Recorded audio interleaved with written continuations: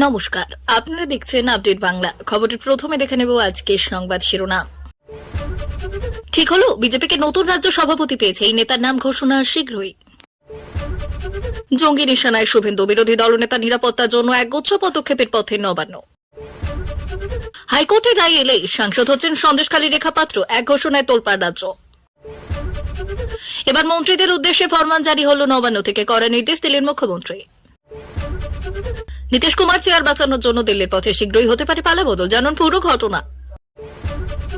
আবাসের টাকা 12 লক্ষের অ্যাকাউন্টে পৌঁছানোর সঙ্গে সঙ্গে 3 হেল্পলাইন চালু নবান্নের, কারণ 3টি। সুকান্ত মজুমদার, দিলীপের রাস্তায় সুকান্ত, সিপিআইএম এর প্রশংসা করতেই শুরু চাপানোত্তর। তিলোত্তমার জনিদারে অন্য মহিলা ডিএনএর উপস্থিতি, কে এই মহিলা? এবার মমতার পরিবারকে বড়সড় ধাক্কা, মুখোশ খুলে দিলেন শুভেন্দু।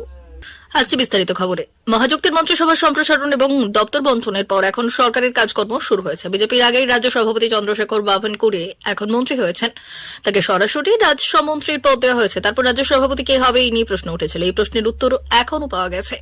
মন্ত্রিসভা থেকে বাদ পড়া বিধায়ক রবিশঙ্কর চৌহানের রাজ্য সভাপতি হবেন, এটি প্রায় নিশ্চিত হয়েছে। তার নামে শুধু আনুষ্ঠানিক ঘোষণা বাকি আছে, আর তার নাম ঘোষণা শীঘ্রই হবে কিনা বা স্থানীয় স্বরাজ্য সংস্থা নির্বাচনের পরে এই বিষয়ে সিদ্ধান্ত নেওয়া হবে কিনা তা এখনো সিদ্ধান্ত হয়নি।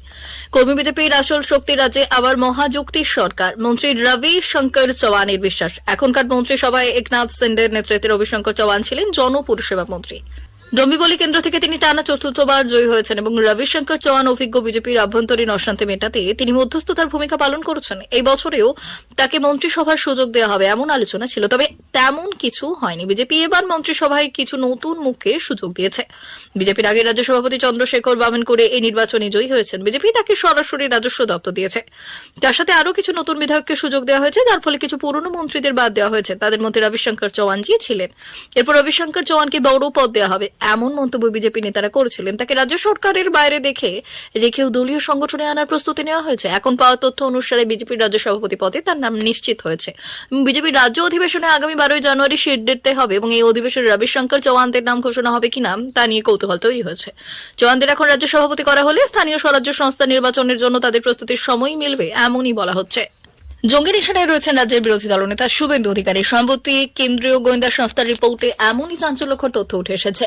বাংলাদেশের বুকে সংখ্যালঘু হিন্দুদের ওপর হামলার প্রতিবাদে একাধিকবার সরব হয়েছেন বিজেপি বিধায়ক। এমতাবস্থায় তার উপর হামলা ছক কষছে ওপার বাংলার নিষিদ্ধ 2 জঙ্গি সংগঠনে। কেন্দ্রীয় গোয়েন্দা সংস্থার রিপোর্টে এই তথ্য উঠে আসতেই নিরাপত্তা আঁটোসাঁটো করতে শুরু করেছে রাজ্য সরকার। রিপোর্ট বলছে শুভেন্দুর ওপর জঙ্গি হামলা হতে পারে, এমন তথ্য সামনে আসতেই তার নিরাপত্তার দিকে কড়া নজর দেওয়া হয়েছে। যৌথভাবে তৎপর হয়েছে কেন্দ্রীয় স্বরাষ্ট্র মন্ত্রক এবং রাজ্যের স্বরাষ্ট্র দপ্তর। বর্তমানে Z+ নিরাপত্তা পান রাজ্যের বিরোধী দলনেতা। তবে কেন্দ্রীয় গোয়েন্দা সংস্থার রিপোর্টে জঙ্গি হামলার সম্ভাবনার কথা উঠে আসার পর তার নিরাপত্তা আরও মজবুত করতে নানান পদক্ষেপ নেওয়া হয়েছে।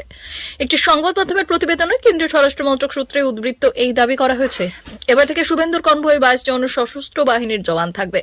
সেই সঙ্গেই দরকার পড়লে বুলেট প্রুফ গাড়ির বন্দোবস্ত করা হবে। এছাড়া যদি কোনো স্পর্শকাতর এলাকায় বিজেপি নেতার কর্মসূচি থাকে তাহলে আগে থেকেই সেই অঞ্চলগুলিকে চিহ্নিত করে নিরাপত্তা ব্যবস্থা আরও মজবুত করতে হবে।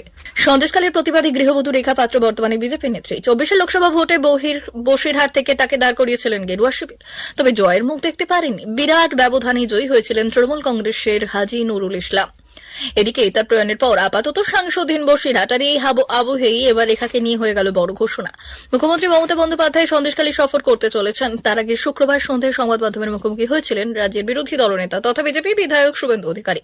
সেখানেই রেখাকে নিয়ে বড় দাবি করেছিলেন তিনি। পদ্মনেতা বলেছেন, কলকাতা হাইকোর্টে যে মামলা হয়েছে তার রায় এলেই বসিরহাটের সাংসদ হবেন রেখা পাত্র। শুভেন্দু এদিন বললেন, কোনো লাভ হবে না। গত লোকসভা ভোটে সন্দেশখালী থেকে আমরা 7,000 ভোটে লিড দিয়েছি। যে সন্দেশখালীতে 21 বিধানসভা নির্বাচনে সুকুমার মাহাতো 70,000 ভোটে জিতেছিলেন, বসিরহাট কেন্দ্রে আমরা জিততে পারিনি, কারণ সেখানে মুসলমান ভোট প্রায় 60% কাছাকাছি। সেখানে বাধুরিয়া মিনাকার মতো বহু স্থানে হিন্দুরা সংখ্যালঘু, সেখানে হিন্দুদের ভোট দিতে যেতে দেওয়া হতো না। আর বিরোধী দলনেতা বললেন যে মুখ্যমন্ত্রী আসার পর তিনি সন্দেশখালীতে যাবেন, সেখানে গিয়ে জনসংযোগ করার ঘোষণা করেছেন তিনি। শুভেন্দুর কথায় সন্দেশখালীটা বিজেপির জায়গা। কঠিন সময় বিরোধী দলনেতা তাদের পাশে ছিল, এখনো রয়েছে। এখানেই না থেমে বড় পূর্বাভাস দিয়েছেন শুভেন্দু। বিজেপি বিধায়ক বললেন, সন্দেশখালীর হিন্দু এবং জনজাতি পরিবারগুলিকে যদি আপনি 1 কোটি টাকা করে দেন, তারা হয়তো অভাবে তাড়নায় নিয়ে যেতে পারেন এবং সরকারি টাকা অ্যাকাউন্টে আপনি ট্রান্সফার করে দিতে পারেন, কিন্তু সন্দেশখালীর কোনো হিন্দু বিশেষত তপশিলি এবং জনজাতিরা আপনাকে ভোট দেবেন না। এরপরেই রেখাকে নিয়ে বড় ঘোষণা করলেন নন্দীগ্রামের বিজেপি বিধায়ক শুভেন্দু। তিনি বললেন, আপনাকে ভোট দেবে পিঠে তৈরি এবং শেখ শাহজাহান এবং তার কোম্পানি। আমরা 7,000 ভোটে এগিয়ে আছি, আগামী দিনে আরো বেশি ভোটে জয়ী হব। পদ্মনেতার সংযোজন রেখাপাত্রের করা যে মামলা কলকাতা হাইকোর্টে চলছে, তা রেখাপাত্রের সাংসদ হওয়া স্টেপ সময়ের অপেক্ষা। সন্দেশকালের প্রতিবাদী গৃহবধূ রেখাপাত্র বর্তমানে বিজেপি নেত্রী। 24 লোকসভা ভোটে বসিরহাট থেকে তাকে দাঁড় করিয়েছিলেন গেরুয়া শিবির, তবে জয়ের মুখ দেখতে পারেননি। বিরাট ব্যবধানে জয়ী হয়েছিলেন তৃণমূল কংগ্রেসের হাজী নুরুল ইসলাম। এদিকে তার প্রয়াণের পর আপাতত সাংসদহীন বসিরহাট। এই আবহে এবার রেখাকে নিয়ে হয়ে গেল বড় ঘোষণা। মুখ্যমন্ত্রী মমতা বন্দ্যোপাধ্যায় সন্দেশখালী সফর করতে চলেছেন এবং তার আগে শুক্রবার সন্ধ্যায় সংবাদ মাধ্যমের মুখোমুখি হয়েছিলেন রাজ্যের বিরোধী দলনেতা তথা বিজেপি বিধায়ক শুভেন্দু অধিকারী। সেখানেই রেখাকে নিয়ে বড় দাবি করেছিলেন তিনি। দলনেতা বললেন, কলকাতা হাইকোর্টে যে মামলা দায়ের হয়েছে তার রায় এলেই বসিরহাটের সাংসদ হবেন রেখাপাত্র। বিরোধী দলনেতা বললেন, মুখ্যমন্ত্রী আসার পর তিনি সন্দেশখালীতে যাবেন। আর 3 দিন পরই নতুন বছর 2025। আর নতুন বছরই রাজ্যের মন্ত্রীদের নয়া ফরমান মেনে চলতে হবে। সেই ফরমান জারি করেছেন খোদ মুখ্যমন্ত্রী মমতা বন্দ্যোপাধ্যায়। কোন মন্ত্রী কোন অনুষ্ঠানে যাচ্ছেন এবং সেটা আগে থেকে জানাতে হবে মুখ্যমন্ত্রীর সচিবালয়ে। সেখান থেকে সবুজ সংকেত মিললে তবেই সংশ্লিষ্ট অনুষ্ঠানে বা সভায় সমাবেশে যাওয়া যাবে, না হলে তা বাতিল করতে হবে। রাজ্যমন্ত্রী সভার সহকর্মীদের উদ্দেশ্যে নির্দেশ দিয়েছেন মুখ্যমন্ত্রী মমতা বন্দ্যোপাধ্যায়। মন্ত্রীদের সেখানে যাওয়া উচিত হবে কিনা সেটা খতিয়ে দেখবে মুখ্যমন্ত্রীর দপ্তর। তারপরে মিলতে পারে অনুমোদন, আবার নাও মিলতে পারে। নবান্ন সূত্রে খবর, এই ফরমান জারি করা হয়েছে বাস্তবের দিকে তাকিয়ে। কদিন আগেই একটি অনুষ্ঠানে এক মন্ত্রী যোগ দেন, আর সেটা নিয়ে বিতর্ক তৈরি হয়, যা কানে আসে খোদ মুখ্যমন্ত্রী। সংশ্লিষ্ট অনুষ্ঠান মঞ্চে মন্ত্রীকে সম্বর্ধনা দেওয়া একাধিক আর্থিক দুর্নীতি এবং প্রতারণার মামলা থাকাবে, সেটা চাউর হয় এবং ছবি সহ, যা রাজ্য সরকারের অস্বস্তি বাড়িয়ে তোলে। তারপরে 2 দিন আগে মন্ত্রিসভার বৈঠকে নাম না করে মুখ্যমন্ত্রী সতর্ক করেন ওই মন্ত্রী। নবান্ন সূত্রে খবর, এই ফরমান জারি করা হয়েছে বাস্তবের দিকে তাকিয়ে। কদিন আগে একটি অনুষ্ঠানে এক মন্ত্রী যোগ দেন, আর সেটা নিয়ে বিতর্ক তৈরি হয়, যা কানে আসে খোদ মুখ্যমন্ত্রী। সংশ্লিষ্ট অনুষ্ঠানে মঞ্চে মন্ত্রী এর সম্বর্ধনা দেন একাধিক আর্থিক দুর্নীতি এবং প্রতারণার মামলা থাকাবে। মন্ত্রীরা যদি ভুল করেন তাহলে যা জনমানুষে প্রভাব ফেলে সেটা একদমই করা যাবে না, কারণ 2026 সালে রাজ্যে বিধানসভা নির্বাচন হয়েছে। রাজ্য সরকার উন্নয়নের কাজ ব্যাপক হারে করেছেন এবং তাই আরো বেশি আসন নিয়ে ক্ষমতায় আসতে চান মুখ্যমন্ত্রী। যা কেন্দ্রীয় সরকার করতে পারেনি সেটাই করে দেখিয়েছে রাজ্য সরকার। মানুষের হাতে অর্থ তুলে দেওয়া থেকে একাধিক সামাজিক প্রকল্প এনে রাজ্যের মানুষের জীবনে একটা নিশ্চয়তা এনেছেন। তাই মন্ত্রিসভার কোনো সদস্য যাতে কোনো বিতর্কে জড়িয়ে না পড়েন, তাই এই ফরমান জারি করা হয়েছে। বিধানসভা নির্বাচনের আগে কোনো অস্বস্তিকর পরিস্থিতি তৈরি যাতে না হোক চান মুখ্যমন্ত্রী। তৃণমূল কংগ্রেসের শীর্ষ নেতার একাংশের বক্তব্য, মুখ্যমন্ত্রীর এই নির্দেশ থেকে স্পষ্ট কোনো অন্যায় অপরাধ তিনি বরদাস্ত করবেন না। আর্থিক অনিয়মের সঙ্গে যুক্ত কোনো ব্যক্তির সঙ্গে যোগাযোগ থাকলে সংশ্লিষ্ট মন্ত্রী টাকা তিনি টিকিট পাবেন না।